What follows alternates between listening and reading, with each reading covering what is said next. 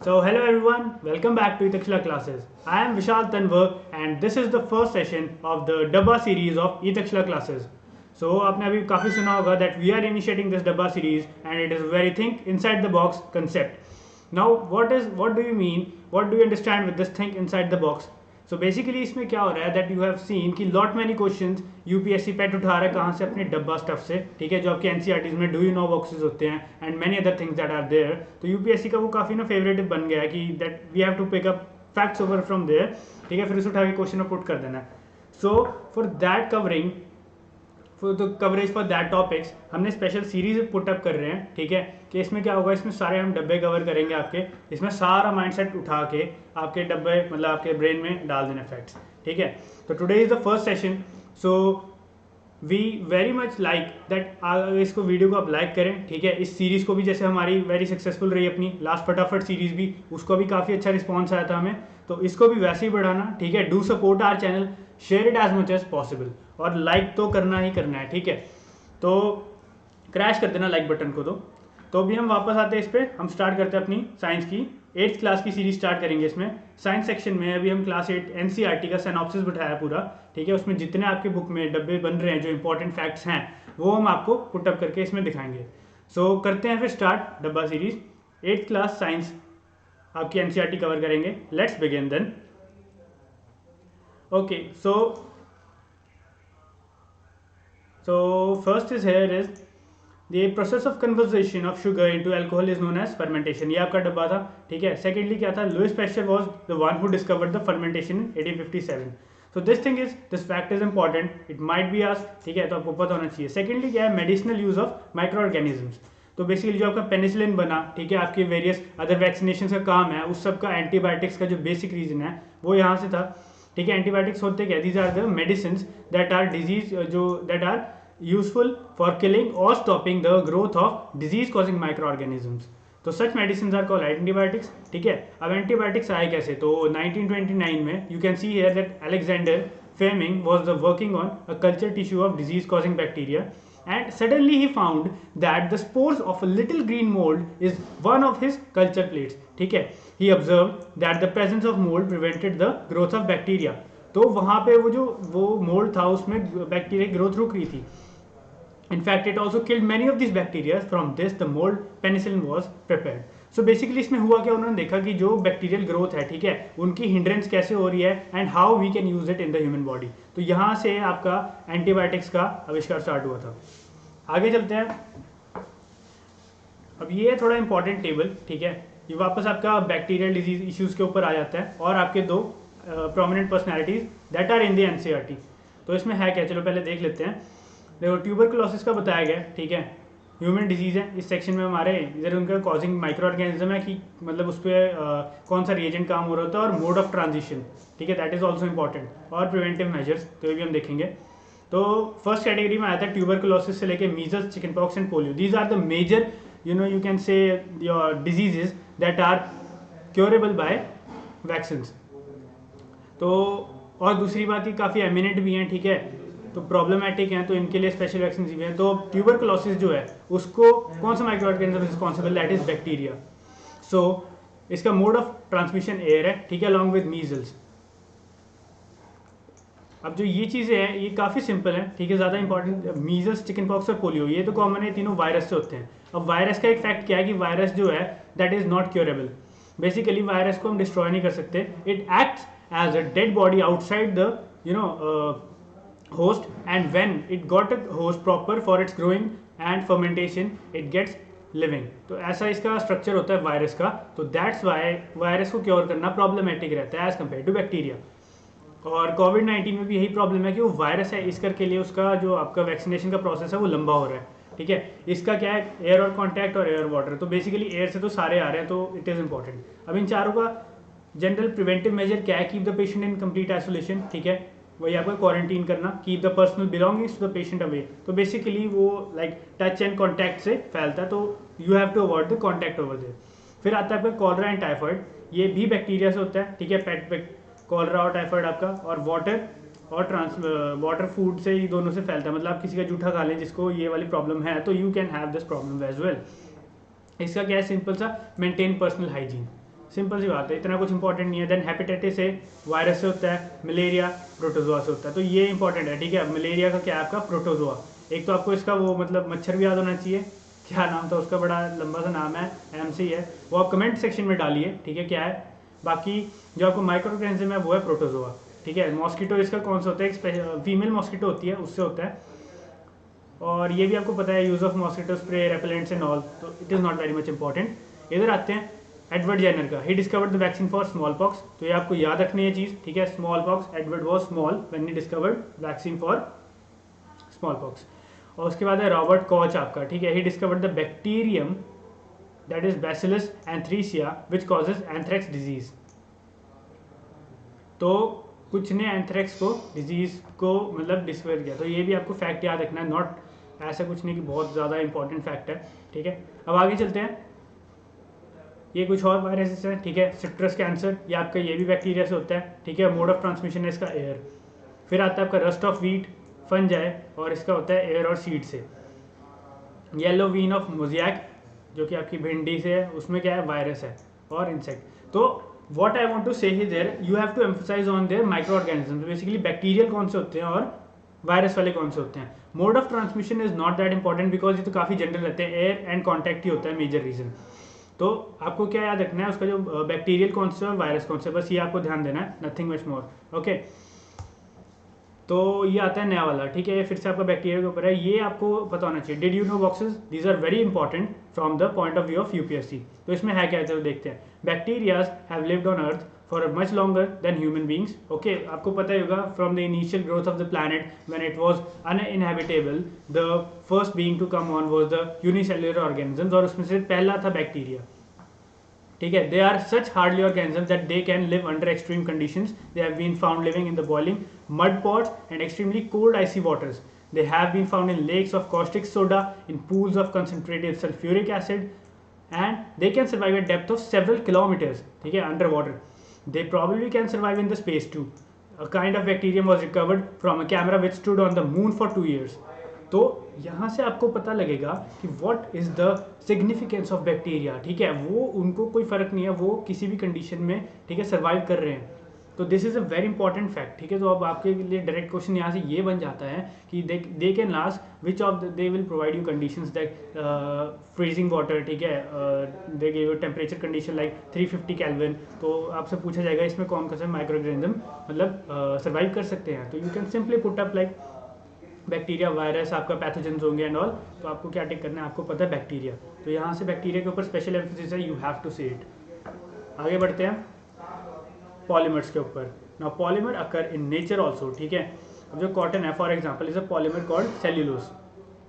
अब cellulose polymer occur in nature also, cotton is a polymer of cellulose. Cellulose is made up of large number of glucose units, ठीक है। तो इसमें बस आपको ये याद रखना है, ज़्यादा इंपॉर्टेंट नहीं है, पॉलीमर्स के ऊपर ये है इतना।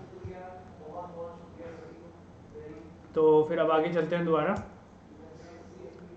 अच्छा, इससे एक बात और पहले मैं बोलना चाह रहा था कि इसको थोड़ा रिवाइज करते रहने के लिए ना आपको ये है कि इसमें हम सिर्फ डब्बा सीरीज़ कवर कर रहे हैं, इसके लिए हम आगे सीरीज़ में और इम्प्लीमेंटेशंस लेके आएंगे। व्हाट वी विल डू, हम इसका एक सिनॉप्सिस बना के उसके ऊपर क्वेश्चन भी पुटअप कर रहे हैं। तो do connected, stay connected with us, ठीक है, keep learning with us so that you can have a better approach for your UPSC। तो वापस अपने सीरीज़ के ऊपर आते हैं एक बार, ठीक है। My mother always buy PET bottles and PET jars for storing rice and sugar. तो ये लड़की अपनी प्रीति क्या कह रही है इसमें, my mother always buy PET bottle, आपको पता है जो प्लास्टिक बॉटल्स होती है अपनी नॉर्मल, ठीक है, जो आपको दिख जाती हैं, तो उन्हें पेट बॉटल कहा जाता है, और उसमें राइस एंड शुगर ये सब स्टोर कर देता है, ठीक है। अब पेट है क्या चीज़, अपना पेट बॉटल, कई लोग ये कह देते हैं कि PET bottle like they are very useful and handy, तो मतलब चलते चलते दे तो उसके लिए पेट यूज़ कर लेते हैं। That is not the thing. PET is polyethylene, ठीक है, terephthalate. It is a very familiar form of polyester. तो ये चीज़ आपको याद रखनी है, पेट की आपको फुल फॉर्म आ सकती है। प्रीवियसली बहुत बार क्वेश्चंस आए हुए हैं, like in 2014-13 there are lot many questions of these full forms from the chemistry, ठीक है। तो आपको एक चीज़ देखनी है, ध्यान से पढ़ना है इसको, ठीक है। इसमें पेट के बारे में बताया गया था, पेट है क्या चीज़, polyethylene terephthalate. It is a polymer, किसका, पॉलिएस्टर का। It is used in making bottles, utensils, films, wires and many other useful products. अब आप पूछेंगे वायर्स कैसे, वायर्स यार, wires like they are parachute ropes, देखिए आपने, वो सारी नायलॉन वगैरह इन सब की रहती है, तो पॉलिएस्टर मिक्स करके बनाई जाती हैं, ठीक है। तो इट वॉज दिस। तो नेक्स्ट डब्बे के ऊपर जंप मारते हैं, तो दिस इज़ द डब्बा फॉर आर पॉलिएस्टर। अच्छा, आपको एक और चीज़ बता दूं फिर इसमें कि ये जो सेग्रीगेशन चल रही है ये ओवरऑल 10th की बुक की है पूरी, ठीक है। कंप्लीट बुक हमने ली है, 10th की पूरी बुक उठाई है, साइनॉप्सिस लिया उसका, ठीक है। उसमें जितने इंपॉर्टेंट लगे वो सारे एक साथ डाल दिए हैं, ठीक है। इस पूरी सीरीज़ में आज की वीडियो में हम सारी 8th क्लास की बुक कवर कर रहे हैं, तो आपको अलग से देखने की ज़रूरत नहीं पड़ेगी। These our chapter wise questions, ठीक है। जो पहले आपके चल रहे थे वो बैक्टीरियल फॉर्म के ऊपर थे, ठीक है, माइक्रो ऑर्गेनिजम्स के ऊपर थे। अब जो चल रहा है वो पॉलीमर चैप्टर पे चल रहा है, ठीक है। तो ऐसे ही साइड बाय साइड आपको सारे आगे आगे स्लाइड्स में दिखते जाएंगे। तो वापस आते हैं हमारे पॉलिएस्टर्स के ऊपर।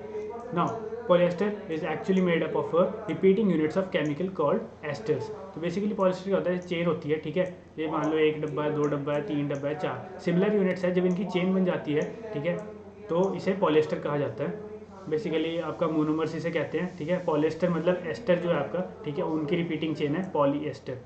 पॉली मीन्स मैनी, एस्टर आपको पता है यूनिट ऑफ दिस थिंग।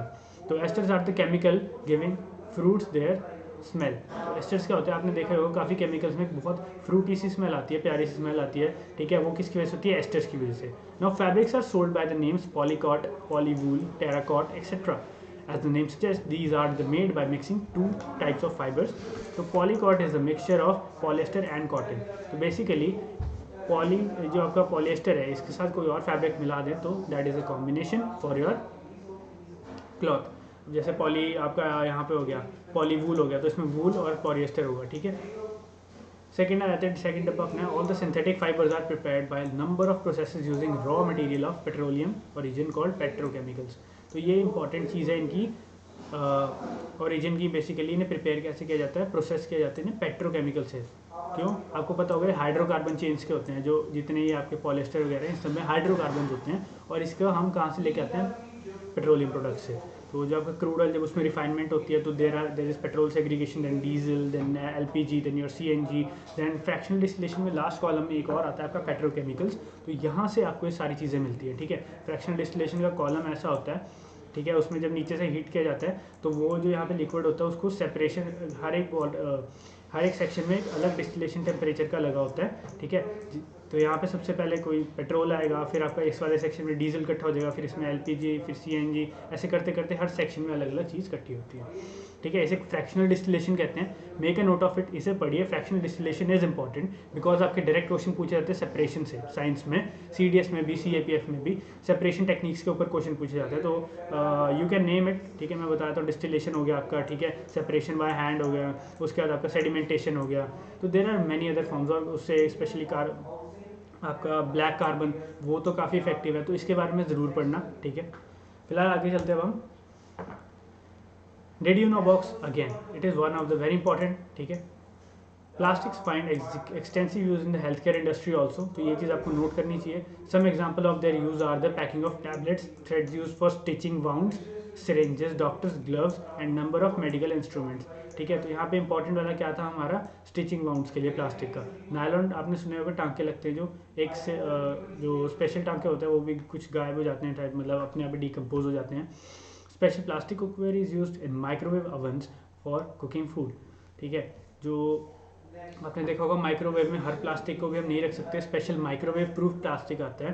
तो माइक्रोवेव का प्रिंसिपल मैं आपको समझाता हूँ क्या है। जो माइक्रोवेव जब चल रही होती हैं, ठीक है, ऐसे वेव्स आ रही हैं, एक पर्टिकुलर फ्रीक्वेंसी की हैं, ठीक है। माइक्रोवेव्स काम कैसे करती हैं, जैसे ये सब्सटेंस है, इसके अंदर जो वाटर मॉलिक्यूल होंगे ना, उसके ऊपर वो अप्लाई हो जाते हैं, तो उसको एनर्जी ट्रांसफर करती है। उन वाटर मॉलिक्यूल की लेटेंट हीट से आपको मिलती है आपकी गर्माइश, जो फूड अंदर से गर्म हो जाता है वो उस वजह से होता है। अब ये क्यों कहते हैं माइक्रोवेव प्रूफ प्लास्टिक कैसे हुआ, ये वो वाले इसकी डेंसिटी और जो मटेरियल को है उस हिसाब से रखा जाता है कि ये माइक्रोवेव्स को कैप्चर ना करे, ठीक है। मतलब जैसे माइक्रोवेव इस पर टकराएगी ना तो ऐसे कैसे पास कर जाएगी, इसके अंदर एब्जॉर्ब नहीं होगी, ठीक है। तो इस करके उस प्लास्टिक के ऊपर उसका कोई इफेक्ट ही नहीं पड़ेगा, मतलब प्लास्टिक गर्म नहीं होगा, आपका खाना गर्म हो जाएगा। तो दिस इज द थिंग। आगे चलते हैं टेफ्लॉन के ऊपर। Teflon is a special plastic on which oil and water do not stick. आपने नॉन स्टिक कुकवेयर देखा होगा, उसमें सारा यही यूज़ होता है आपका, ठीक है।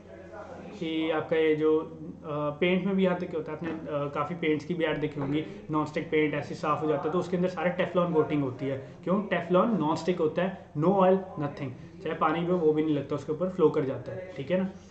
अब आते हैं स्पेशल फैक्ट के ऊपर, fire proof plastic. Now, although synthetic fiber catches fire easily, it is interesting to know that uniform of firemen have coating of melamine plastic to make them flame resistant. ठीक है, it is known कि polymers बहुत जल्दी fire catch करते हैं, they start melting and they stick to your skin, and that is why the reason कि they are avoided in case कि there is fire or something, और आपको इसलिए ये avoid भी करना चाहिए. By chance कहीं पे ऐसा accident हो जाता है तो you will be damaged very badly if you are wearing polyester cloths. ठीक है ना. तो बस पर एक इसका वही है, एक्सेप्शन हर जगह होती है. ठीक है, मेलामाइन आ जाता है. ठीक है, मेलामाइन क्या है, ये एक प्लास्टिक है जो हीट को रिपेल कर देता है. ठीक है, it won't melt away, so it is important. आगे चलते हैं फिर. Did you no box again. So nylon appears like silk. ये तो आपने देखा ही होगा, जो नायलॉन कपड़े होते हैं वो काफ़ी चमक रहे होते हैं और सिल्क वाले भी चमकते हैं. दोनों सेम जो उनका अपीयरेंस है काफ़ी सिमिलर लगता है. It is strong and flexible. These endearing qualities of nylon created a public sensation of nylon mania. ठीक है, when it was introduced in 39, women's stockings made from the new fiber were in great demand. तो लड़कियां तो है ही भाई, fashion आया तो भाई तबाही मस्ती है. You know it well. तो but unfortunately most of the nylon production has to be diverted to making parachute during the Second World War. अब ठीक है, वहाँ पे सेकंड वर्ल्ड वॉर हो गया, बंदों ने कहा ये लोग मार्केट में तबाही मचा रहे हैं, हम जंग करेंगे, जंग में तबाही मचाएंगे. तो वहाँ पे नायलॉन की जरूरत पड़ गई भाई पैराशूट रोप्स के अंदर. तो सारा नायलॉन वहाँ मार्केट से उठा के आर्मी को दे दिया गया. तो वहाँ पे सप्लाई होगी कम. ठीक है, डिमांड होगी ख़त्म. बट उसके बाद जो रीजुविनेट किया गया, ठीक है, huge black market for this product started, but वो डिमांड वापस उस लेवल पे नहीं आ पाई. तो इसमें बस नायलॉन के यूजेस बताए हैं और नायलॉन मेनिया बताया है. ठीक है, आपकी एनसीईआरटी में था, पता होना चाहिए आपको. आगे चलते हैं. तो हमारी छुटकी वापस आ गई है. वो क्वेश्चन पूछ रही है आपसे, does copper also get rusted. ठीक है, I have seen a greenish deposit on the surface of copper vessels. तो सच्ची बताइए, आपने कभी देखा है कॉपर को रस्ट खाते हुए? मतलब आयन यू हैव सीन कि आयन के ऊपर तो आपका ऑरेंज ब्राउनिश रस्ट जम जाती है. Do have ever seen copper being rusted? या इट डू गेट रस्टेड. ठीक है, अब उसमें क्या होता है, when copper vessel is expose to moist air for long time it requires a dull greenish coating. ठीक है, ऐसा लोग कह देते हैं कि काई है, जिनको पता नहीं होता वो कहते हैं काई जम रही है, इसके ऊपर काई नहीं होती है, वो उसकी रस्ट होती है. The green material is mixture of copper hydroxide that is CuOH2. ठीक है, आपको थोड़े पता होने चाहिए. कॉपर हाइड्रोक्साइड जहाँ आ जाए ना, किसी एलिमेंट के साथ आ जाए, OH2 लगा दो, वो हाइड्रोक्साइड होती है. ठीक है, OH2 किसका फॉर्मूला होता है? हाइड्रोक्साइड का. ठीक है, आपको कोई बोले किसी का कैल्शियम हाइड्रोक्साइड CaOH2. ठीक है, सोडियम हाइड्रोक्साइड NaOH. एंड ठीक है, ये आपका यहाँ से याद रख लेना बस. OH2 किसका होता है? हाइड्रोक्साइड के लिए. उन बच्चों के लिए मतलब जो कॉमर्स एंड आर्ट्स बैकग्राउंड से, जिनको थोड़े नाम याद करने में दिक्कत होती है, तो it is very common thing. ठीक है, तो आपके लिए बता रहा हूँ, OH2 होता है आपका हाइड्रोक्साइड. ठीक है, फिर आता है कार्बोनेट. मिक्सचर किसका होता है दोबारा बता दूँ? कॉपर हाइड्रोक्साइड और कॉपर कार्बोनेट का, CaCO3 का. It is the following in the. ये आपका रिएक्शन है. जब कॉपर पड़ा होता है, ठीक है, उसको पानी और मॉइस्चर मिल जाती है. मॉइस्चर का फॉर्मूला है पूरा. मॉइस्चर ऐसा नहीं है पानी डाल दिया बस, H2 और CO2 ऐड कर, बंदे O2 ऐड कर देते हैं सिर्फ. मॉइस्चर पूरी है, पानी प्लस आपका कार्बन डाइऑक्साइड प्लस आपका ऑक्सीजन. ये जब तीनों एलिमेंट्स होंगे तब आपको मिलेगा मॉइस्चर. ठीक है, ये पॉइंट नोट करने वाला है, तभी कहते हैं एनसीईआरटी इंपॉर्टेंट है. तो इससे बन जाता है आपका कॉपर हाइड्रोक्साइड प्लस CuCO3. अच्छा, आपका CO3 होता है, ये कार्बोनेट होता है. ठीक है, जहाँ भी कार्बोनेट आ जाए CO3 लगाना आपने, रट के रख लो. आगे चलते हैं फिर. अपना चिंटू और चुटकी फिर से आगे. They are asking, I heard that magnesium is found in plants. Magnesium is found in plants, in what form it is found. ठीक है, तो चुटकी आपसे पूछ रहे हैं मैग्नीशियम होता है? अगर होता है कमेंट करिए कहाँ होता है. ठीक है, बहुत बार क्वेश्चन भी आ चुका है UPSC में, 2018 2019 दोनों में पूछा गया है. ठीक है, डायरेक्ट क्वेश्चन था. द डॉक्टर, फिर आपका चिंटू पूछा, doctor reported iron deficiency in my body. There is iron in my body. तो do you know there is iron. ठीक है, आयरन बॉडी में होता है, उसका लिखिए क्या फंक्शन होता है अगर आपको पता है तो. ठीक है, मैं वीडियो के एंड में बता दूंगा वैसे थोड़ी देर में नेक्स्ट पे कि उसमें क्या फंक्शंस है क्या नहीं है. तो फिलहाल इस पे आते हैं. These days bitumen petroleum product is use in place of coal tar for melting the roads. तो आपने देखा कि रोड के ऊपर एक ब्लैक सी लुक डल रही होती है, स्प्रे कर रहे होते हैं. ठीक है, वो होता है कोल टार आपका. तो आजकल अब क्या कर रहे हैं, उसका रिप्लेसमेंट क्या है? बिटुमिन. ठीक है, it is a petroleum product. वही पेट्रोकेमिकल सेग्रीगेशन से जब आपकी फ्रैक्शनल डिस्टिलेशन होता है पेट्रोलियम का, ठीक है, तो उससे बिटुमिन निकलता है आज, and it is being used as a substitute for this coal tar. अब कोल गैस के ऊपर आता है, ये भी इंपॉर्टेंट एस्पेक्ट है. Coal gas is obtained during the processing of coal to get coke. It is used अब ये है क्या, जब कोक मतलब इसे काफ़ी आपने प्रोसेस सुना होगा को प्रोसेसिंग होती है, जब कोल को उसे जलाया जाता है, उसे मतलब जैसे एक्सटेंशन होती है, उसको एक्सट्रैक्ट कर रहे होते हैं, तो उस प्रोसेस में जब उसे पूरा हीटअप किया जाता है तो उस टाइम कोक बनती है, ठीक है। It is a form of coal, तो उस टाइम ये गैस निकलती है, coal gas. It was use for street lighting, ठीक है। ये चीज़ कोल गैस का एक यूज़ क्या है, यूज़ फॉर स्ट्रीट लाइटिंग्स, जो आपकी स्ट्रीट लाइट्स होती थी पहले उसमें यूज़ हुआ करती थी। लंदन में कब वो स्टार्ट हुई, 1810 में, ठीक है। तो now days it is use as source of heat rather than light. तो पहले क्या होता था आपको पता होगा, मतलब पहले वाले जो होते थे प्रीवियस मतलब अर्लियर टाइम्स में, तो काफ़ी गर्म हो जाती थी चीज़ें, तो उसमें बाद में उन्होंने डिस्कवर किया कि coal gas actually heat source better है देन लाइट सोर्स। तो फिर उसको दोबारा री इम्प्लीमेंट किया और उसको हीट सोर्स की तरह यूज़ करना स्टार्ट किया गया, ठीक है। तो यहाँ था आपका कोल गैस वाला।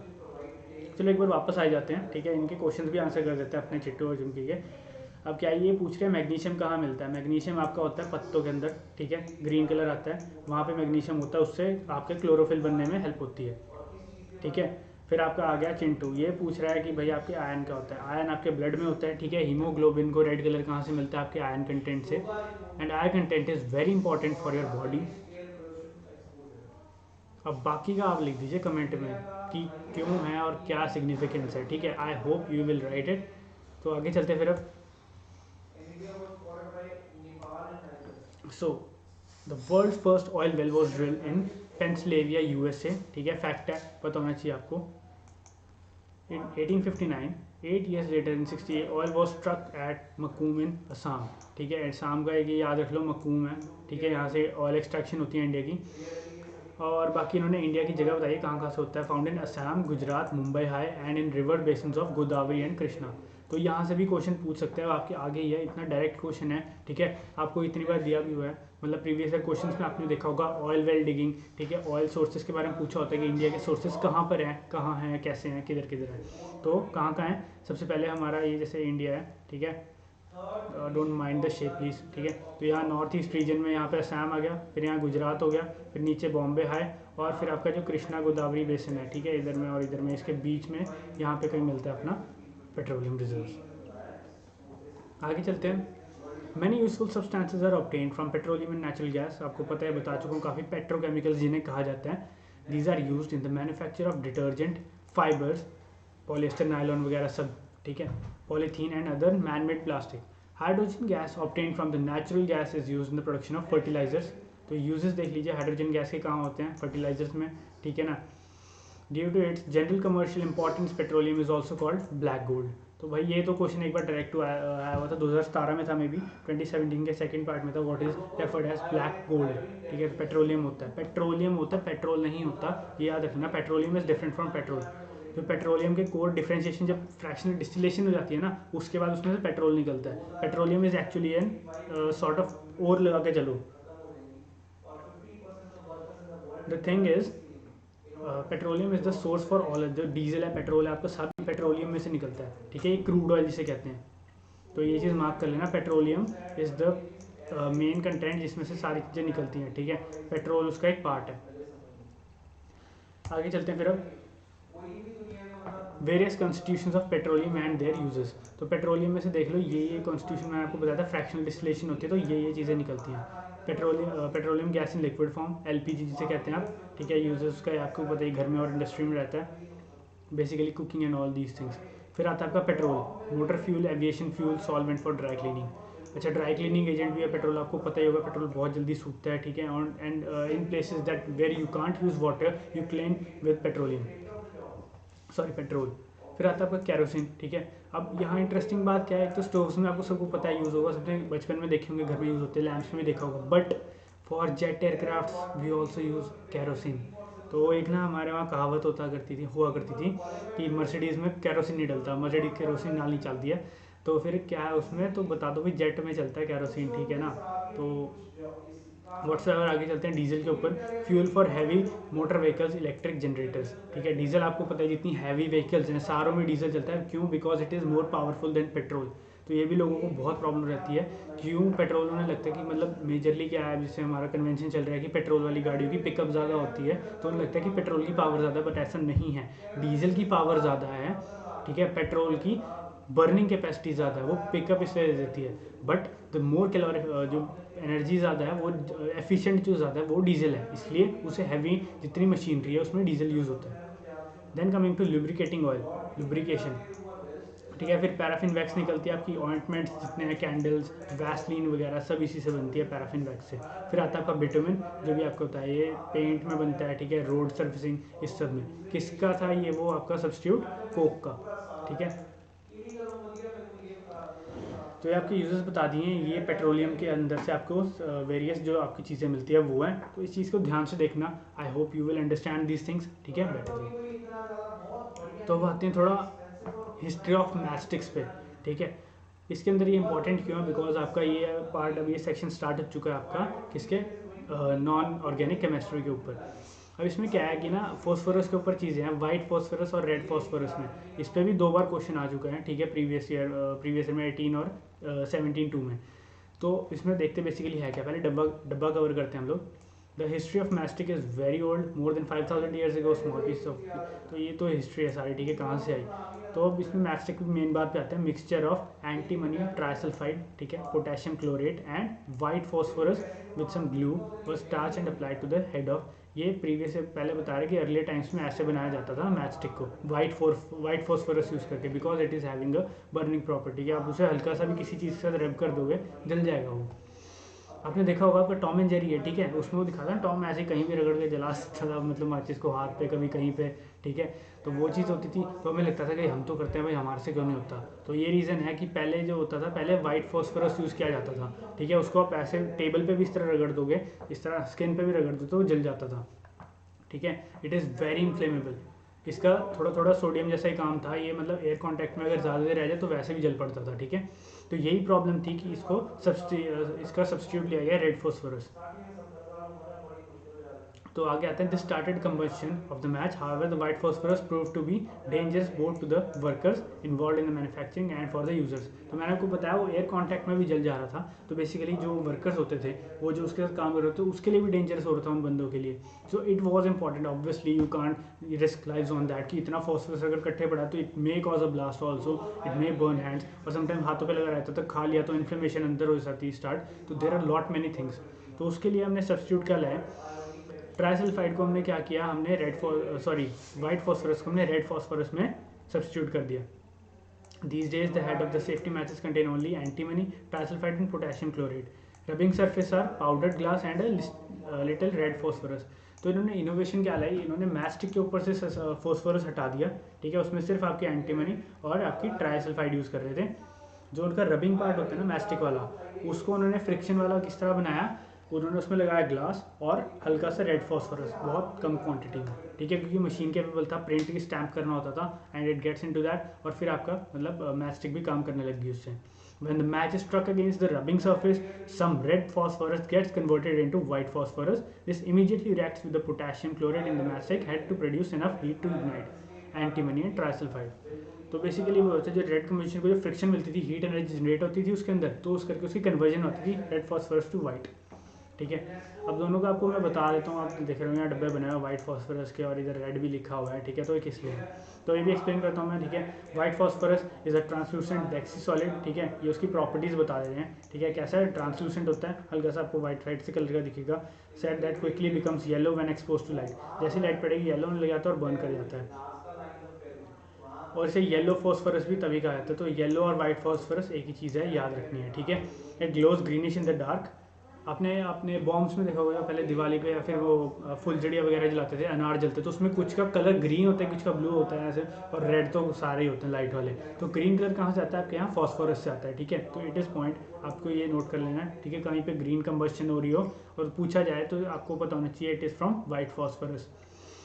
Now thing is that it is highly flammable, ठीक है, एंड पायरोफोरिक, मतलब दैट इज सेल्फ इग्नाइटिंग, बड़े बड़े खुद को जला देगा, ठीक है।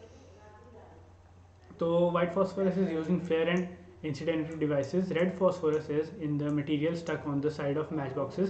तो बता ही दिया। By far the largest use of phosphorus compound is for fertilizers. तो सबसे बताओ NPK, आपको पता ही होगा NPK होते हैं फर्टिलाइजर्स, ठीक है, नाइट्रोजन फॉस्फोरस और आपका पोटेशियम, ठीक है। तो ये फर्टिलाइजर में मेन होते हैं, तो सबसे ज़्यादा यूज़ फॉस्फोरस का वहाँ होता है। तो ये अभी हम करते हैं आगे start. Did you know the best box? The cell is the outermost layer of our skin are dead. It is very general thing. अब तो इतना मतलब लाइक ग्रूमिंग इंडस्ट्री ने हमें बना ही दिया है, ठीक है, कि पता होता है डेड स्किन सेल्स होते हैं स्किन के ऊपर। And average adult carries about 2 kg of dead skin cells every day. Billions of tiny fragment of the skin are lost every day, ठीक है। आप इस तरह हाथ रब करोगे ना कि सरफेस पे, तो आपकी इतनी स्किन झड़ जाएगी, पूछूंगा। Billions of cell that are lost every time. ये था इसमें डिड यू नो में, ठीक है। आगे चलते हैं, अब ये थोड़ी हाइजेनिक चीज़ें बता रहा था। तो did you know an interesting organisation is observe in a honey bee hive. Honey bee के ऊपर है, थोड़ा सुन लो कि bees are very important for your environment. Environment क्या, हम सबका सर्वाइवल बीज के ऊपर डिपेंड करता है। क्यों? Because of their capacity of carrying the fertilisation of plants. आपको पता होगा बीज के ऊपर जो है प्लांट्स अपने पोलन स्टक कर देते हैं, ठीक है। वो एक जगह दूसरी जगह पे आपके क्या करवाते हैं, आपको जो फर्टिलाइजेशन प्रोसेस होता है प्लांट्स का पोलन्स का ट्रांसफर का, वो उसमें हेल्प करते हैं। तो इस करके आपकी सारी एक तरह से ग्रास रूट से लाइफ स्टार्ट होती है, ओरिजिनेट करती है। तो इसलिए दिस आर वेरी इंपॉर्टेंट है। Bees are lost, the environment will go dead, and environment I mean to say humans go dead as well. तो आते हैं वापस थोड़े बी हाइव के ऊपर। It is a colony of several thousand bees. आपको पता है छत्ते के अंदर कितनी मक्खियाँ होती हैं। Only one bee is the colony lays eggs. तो उसमें जितनी फीमेल वर्कर हो चाहे मेल वर्कर हो, ठीक है, सारे के सारे क्या करते हैं, काम करते हैं। सिर्फ एक होती है जो एग्स देती है, ठीक है। This bee is called the queen bee. All other female bees are the worker bees. Their main job is to build the hive, look at the young and feed the queen bee adequately to keep her healthy so that she can lay more eggs. The fertilized eggs are hatched into female, while the unfertilized eggs eggs gives rise to males, which are called drones. ठीक है। The job of the worker bee to maintain the temperature to hive of at least 35 degree to incubate. अब इसमें main बात हमने क्या देखी, जो हमें पता होनी चाहिए पेपर के पॉइंट ऑफ व्यू से, ठीक है। पहली बात तो, ठीक है, वर्कर बीज होती हैं, वो सारी काम करती हैं, ठीक है, किस लिए, क्वीन के लिए, ताकि वो एग्स ले करे, जो सबको पता होता है। फर्दर अब इसमें भी दो होते हैं जो फीमेल बीज होती हैं, वर्कर बीज, ठीक है। उनका काम क्या होता है, छत्ते को गर्म रखना। और कितना टेम्परेचर इसमें बताया गया, 35 डिग्री सेंटीग्रेड। जैसे कैल्विन में आप कन्वर्ट करेंगे तो कितना आपने ऐड करना है,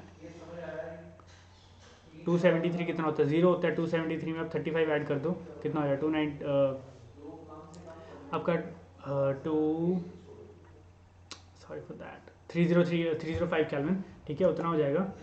उसके बाद ये आपको पॉइंट नोट करना है। सेकेंडली जो फर्टिलाइज्ड एग होते हैं वो फीमेल बन जाती है, ठीक है, और जो अनफर्टिलाइज्ड एग्स होते हैं वो मेल बनते हैं। और मेल बीज को क्या कहता है, ड्रोन्स।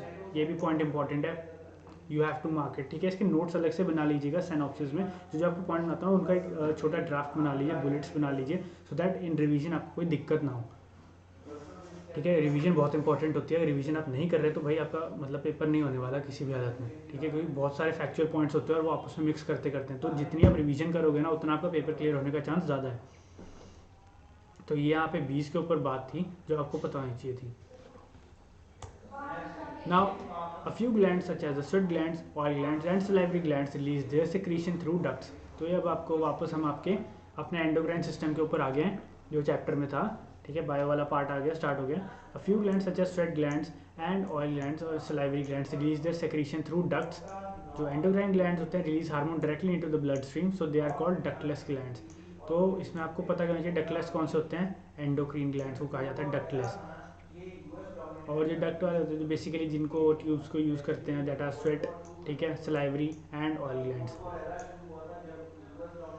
एंडोक्राइन का एग्जांपल आप दे सकते हैं, कमेंट सेक्शन में डालिए आपको कौन कौन से पता है एंडोक्राइन ग्लैंड्स हैं, या फिर जो एंडोक्राइन जो हार्मोन सेक्रीट होते हैं।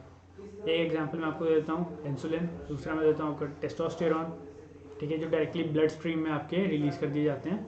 और अगर आपको पता है do share in the comment section, ठीक है, देखते हैं आपको कितना का पता है। आगे चलते हैं स्प्रिंग बैलेंस के ऊपर। नाउ दिस डब्बा is for spring balance, that is physics. अभी आप पूछेंगे है क्या, ये वेट चीज़ है, ये वेट नापता है, ठीक है। आपने देखा होगा कभी आपका जैसे घर पे सिलेंडर वगैरह आता है, तो अगर आप उनसे भी चेक करवाएंगे तो यूजुअली दे कैरी है स्प्रिंग बैलेंस, ठीक है। अब ये क्या होता है, it is device use for measuring the force acting on the object.